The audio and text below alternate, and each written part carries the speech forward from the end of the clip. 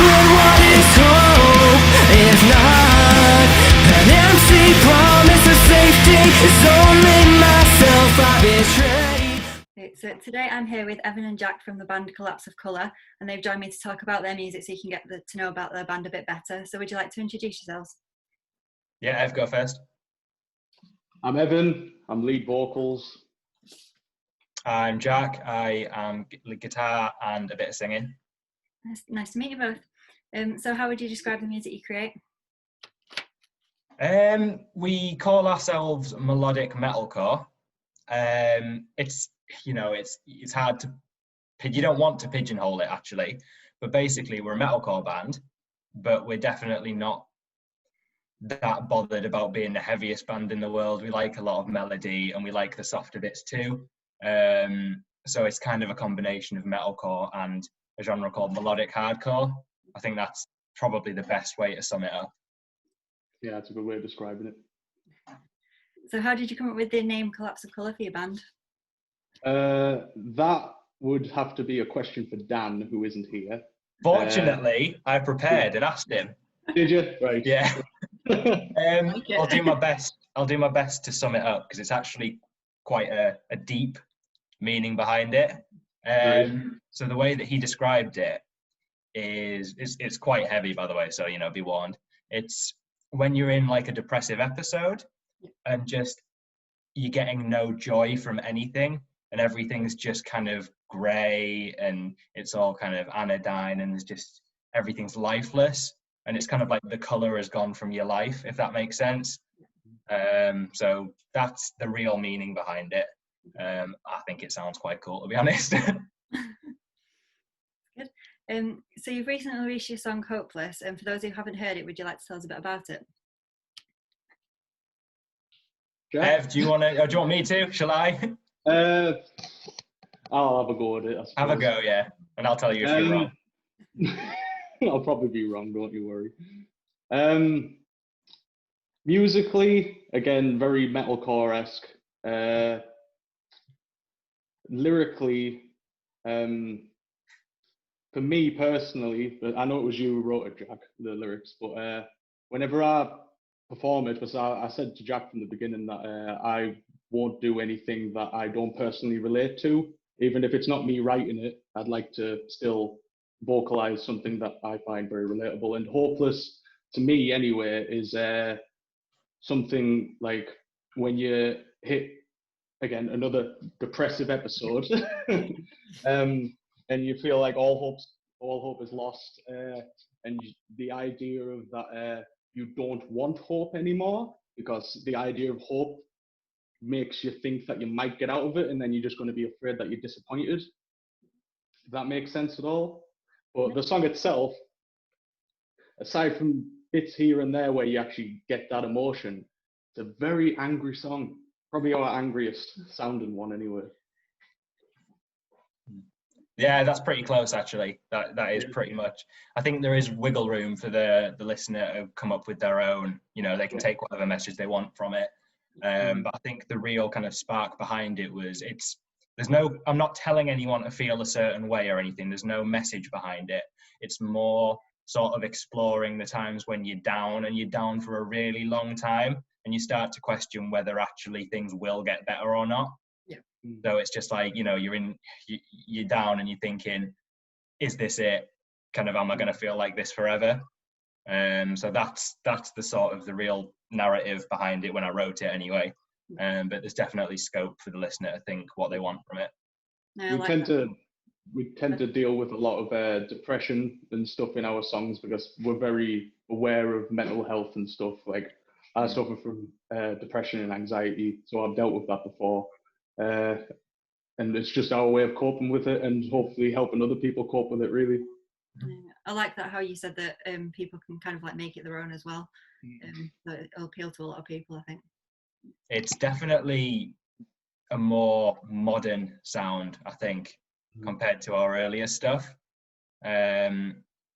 Not intentionally, I don't think. It just sort of came out that way.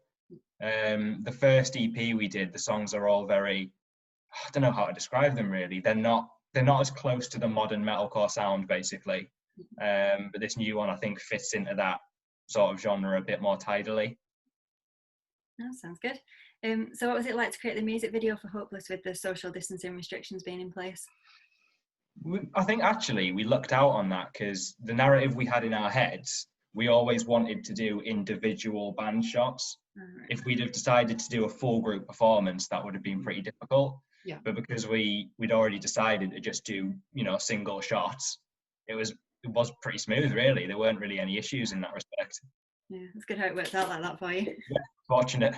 Yeah. The only thing that really got in the way, really, was when the first lockdown hit at the beginning of the year. Yeah. We had the song ready, we had it fully mixed and mastered, it was ready to go, but we wanted a music video. So we had to wait quite a while, I think. It was a couple of months, wasn't it? It was, yeah, I mean, from having the final mix of the song to the video coming out, you're talking, I think it was about 7 months. Something like that, yeah. So it was frustrating, and the thought did cross my mind, let's just put it out. Yeah. But no, we were pretty determined to do a proper music video for it. That's good. So what do you feel has been your biggest achievement as a band and why? I think everybody in the band would have something different to say, really. I suppose I'll go first.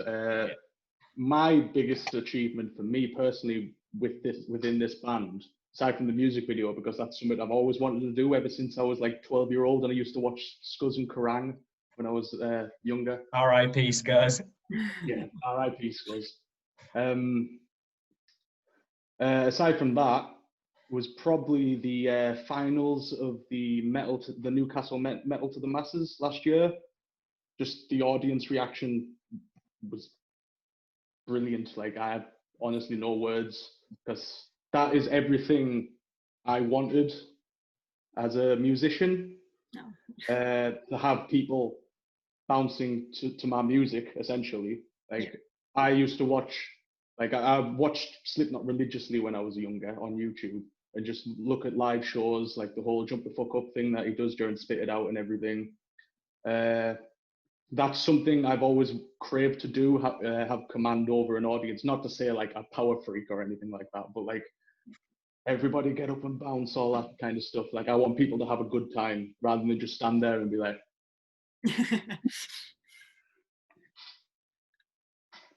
Yeah, I mean, I think Metal to the Masses, as boring as it is, that's probably mine as well. Because so I don't know if you know about that, but it's a battle of the bands. There's a few heats, and the winner gets to go through to play at the Metal to the Masses stage at Bloodstock Festival, which is kind of one of the main metal festivals in the UK. The first heat was our second ever gig. It was my second ever gig as a guitar player. The only band I'd been in previously, I was just singing. So, I think my expectations were next to none, really. But then to be able to actually get through to the final and to beat some bands that, in my opinion, should have probably got through, it was quite humbling, I think. And that, as I've said in the final, like, the crowd was just off it. It was people kind of spilling onto the stage in a way at points, which I've never experienced that before either as a musician. That was really cool. The highlight for me for that show was getting in the crowd and moshing with the audience. Yeah. That sounds good. So if you could give one piece of advice to anyone wanting to follow in your footsteps, what would it be? Don't expect to make any money for a long while. No matter how dire it gets, because every form of relationship, whether it be girlfriend, boyfriend, family, friends, workmates, anything like that, there's always going to be arguments. And as a band, every band, we argue quite a lot because we all have different perspectives. No matter how much you argue, know that you're still working towards the same goal. Because we're all friends, your work colleagues, whatever your relationship you perceive it as, you're all there for the same thing.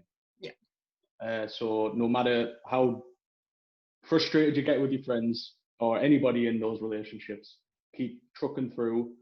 But don't expect to make any money for a long while. Expect to lose a lot of money, but if you love it, just keep doing it.